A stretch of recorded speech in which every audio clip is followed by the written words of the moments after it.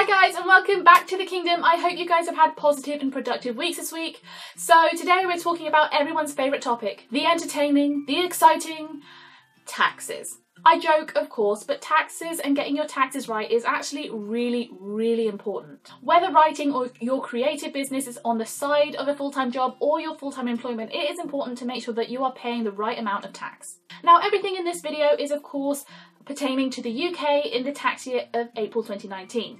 If anything has changed in that information, it's not that same tax year, it's not that country, please make sure to look up the policies in your area as things change all the time. And of course, if you are in any doubt, always make sure to hire a professional. So without any more wittering, because this video is going to be long enough as it is, let's do this.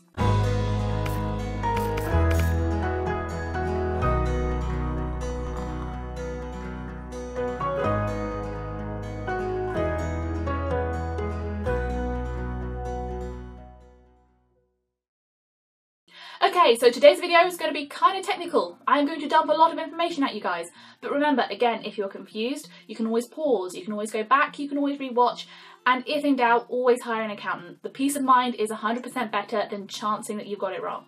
So that being said, let's get into this. If you are earning less than £1,000 a year extra, so for example, you've got a full-time paying job where tax is taken before you receive your salary, and you're earning less than £1,000 outside of this in addition, then you don't need to worry. That is because you fall into the hobby relief tax bracket.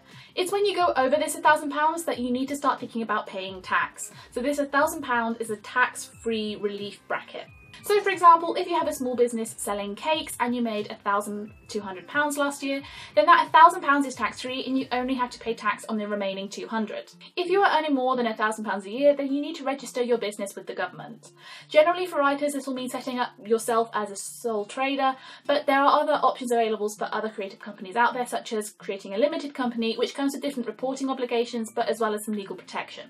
Now, seeing as this channel is mainly geared towards writers, I am going to talk about sole traderships a little bit more than limited companies because that is what you're more likely to be.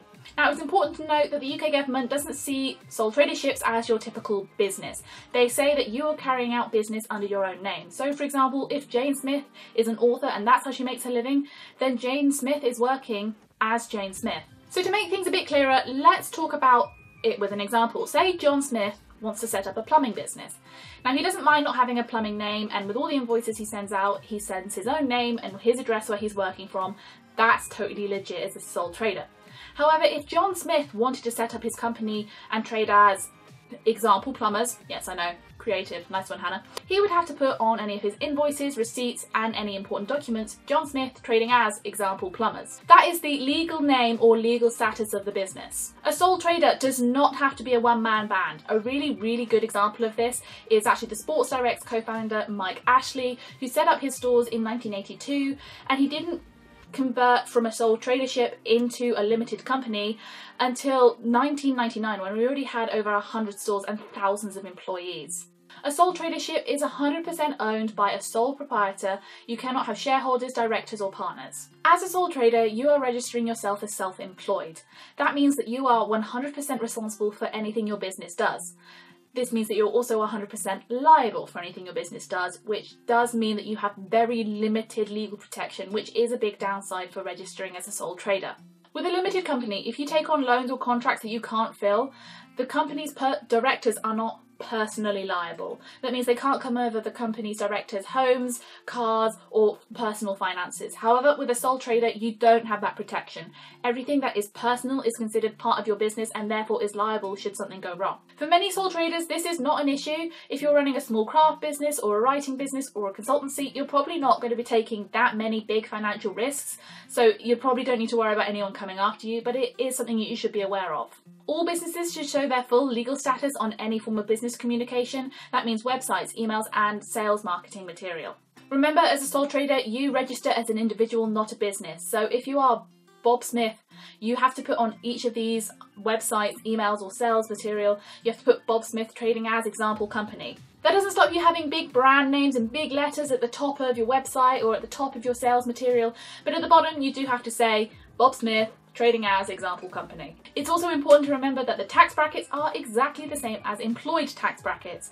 So for example, if you have a business and you are earning £2,000 a year on top of a £30,000 a year job. So this is the breakdown you would see. The £30,000 a year that you've got from your job, the tax from that should have already been paid for by your employer, so you don't need to worry about that. You only need to focus on the £2,000 extra that you earn. Of course, £1,000 of that falls into the tax-free bracket, so you have £1,000 left.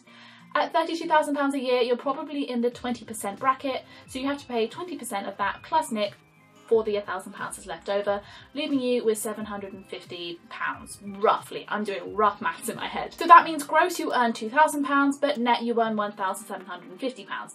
I'm rounding, I'm guesstimating, I'm trying to keep the numbers easy to try and show you this example. Hopefully the numbers will be popping up on the screen so that you guys can try and follow some of my logic. Now, I have also talked about limited companies in this video and how there is that legal protection. However, there are also lots of different requirements for setting up a limited company. You can't just go and register it. You have to have at least one director, one shareholder. You're going to need lots of ID, you know, address where your business is set up, a directory where people can find you. There are a lot of more reporting requirements, and essentially it turns into much more of an incorporated business rather than someone being self-employed. As such, for most of the people watching this video, you're probably going to turn yourself into a sole trader because that is what works best and is easiest to follow. As I've said many times throughout this video, if in any doubt, please go and speak to an accountant.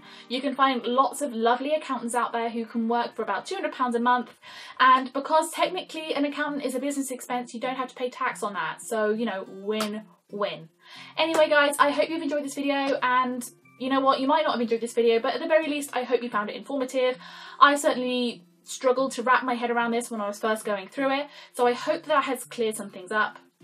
If you guys have any questions, throw them in the comment section, hit me up on my social media, I will get back to you, and of course contact an accountant as well who knows this far better than I do. I think that today's topic is really important. I know it was a long video, but it is an important one to make sure you get absolutely right. Please don't be afraid to check out my other videos. I do not always talk about taxes. In fact, I'm planning on making this video a complete one-off. And also make sure to check out my Girl Boss Goals and my Plan With Me videos, because I, as I've said in this video, run a creative business and I like to share that with people online to connect and meet new people. As always guys, I hope you have positive and productive weeks, and I will see you all very, very soon. Bye!